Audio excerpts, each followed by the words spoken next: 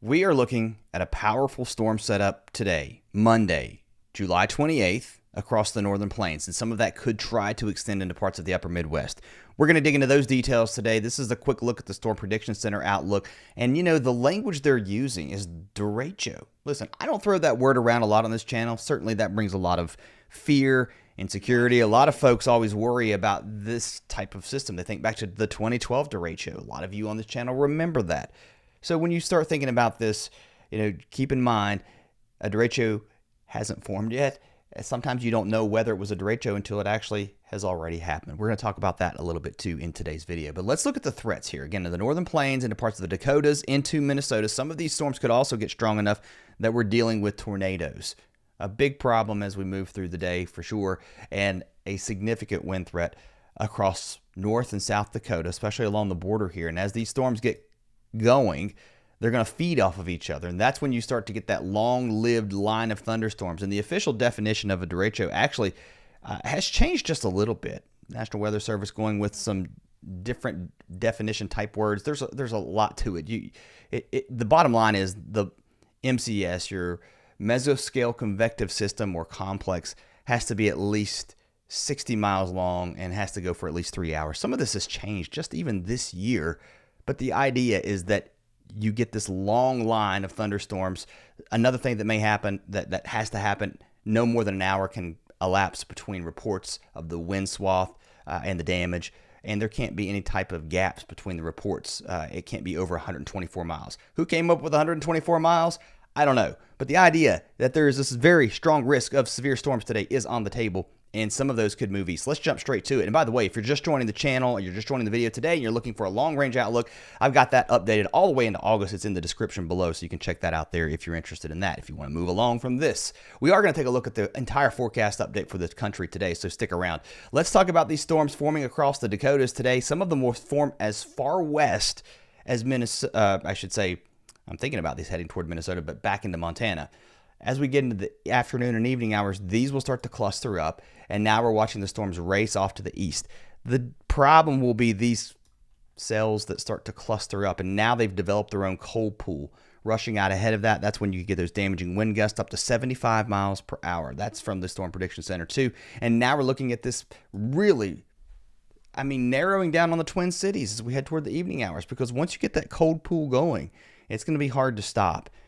This could be a long wind event that lives into the evening hours. So this is now above me, 10 p.m. Central, moving into southern Minnesota, into Iowa. And the question is, how strong do they get? And will this cold pool be enough to sustain the storms as they move east? Now, one thing that's going to sort of mess things up or really drive where these storms go, it's these storms that are forming here or that will be ongoing. The rain showers, doesn't look like much, but now you've set up these boundaries, right? And where are they? How will that impact this complex as it moves into this region late tonight?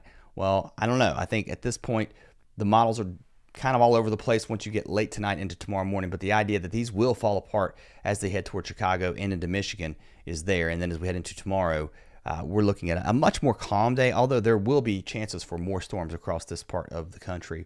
I was looking at some of this. I thought this was an interesting look. Sometimes on this channel, I do like to dig into what is a derecho, what is a mesoscale convective system, what is a tropical storm actually. So we get into some of the details of why these storms occur. So if you like that kind of stuff, I hope you'll consider subscribing. About half the folks on this channel aren't subscribers, so hope you'll come back. This is actually over from the Storm Prediction Center too. I do believe this is out of the National Weather Service at Louisville, but check this out. This is a cross section of what these types of storms look like. First, you get your regular thunderstorm forming, right?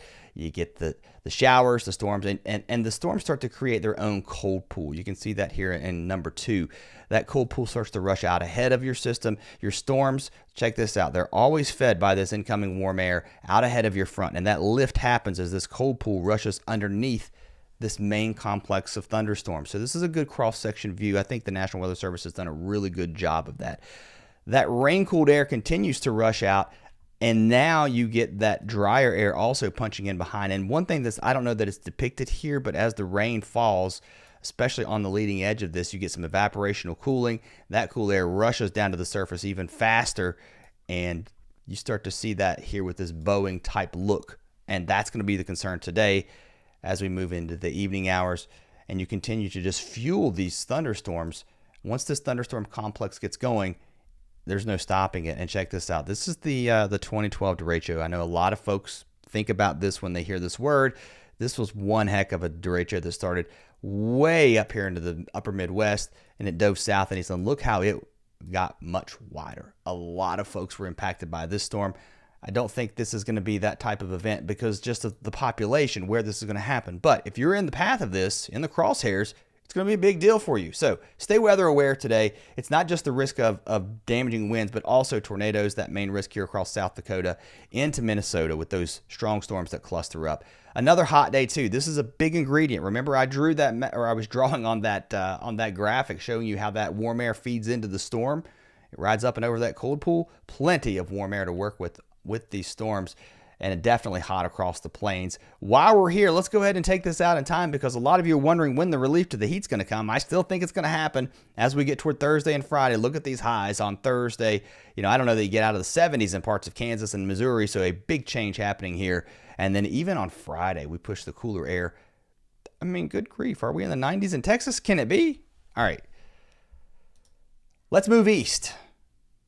There's the showers that are ongoing through the day today. Those will blossom again across Kentucky, Tennessee, South Carolina. Not a complete washout across this part of the country, but the big storm going back to the north and west here. This will start to fall apart tonight, late tonight into early tomorrow morning, Tuesday morning. And then as that system moves east, what's left of it, I think we'll get more storms heading into Tuesday. Certainly doesn't look like a major severe weather outbreak with that type of setup. In fact, if we go back to the Storm Prediction Center and you look at the day 2 outlook, doesn't look too bad. A big difference than over today. But I'll tell you, yesterday you were just looking at a yellow, a slight risk. That's a 2 out of 5, and now we're escalated to a 4 out of 5 across the northern plains. So it's the time of year when you definitely want to stay weather aware, almost day to day in some cases. All right, another hot day today across the southeast. Highs in the triple digits across the far south. Did you see the story about Tampa yesterday getting to 100? A very interesting setup too with that because typically you're cool because of the water, but it was interesting to see, and of course your water is always warm there, especially Tampa Bay. But high pressure to the north was able to do something very unique. It was able to bring that air right across the peninsula. It didn't take it over water, and because of that, a lot of this hot air that is forming up here across southern Georgia was able to creep right into the Tampa region. Hot again across the south. But where are we headed over the next couple of days? We're headed much cooler. There go your numbers. Back into the 70s and 80s. Big changes on the way. A big relief compared to what we're going to see today. Look at these heat indices. Well into the 100s in many areas. Across the west, a decent chance of showers across New Mexico, Colorado too today, even into Montana. We talked about some of these storms. They could get a little bit strong into the afternoon and evening. There goes your potential derecho moving through the Dakotas, into Minnesota, Iowa, and then across the west. Low off the southwest, off the west coast will continue to bring some showers here into parts of Oregon, California, even into Idaho, and to parts of western Montana as well. And there's a look at your temperatures for today.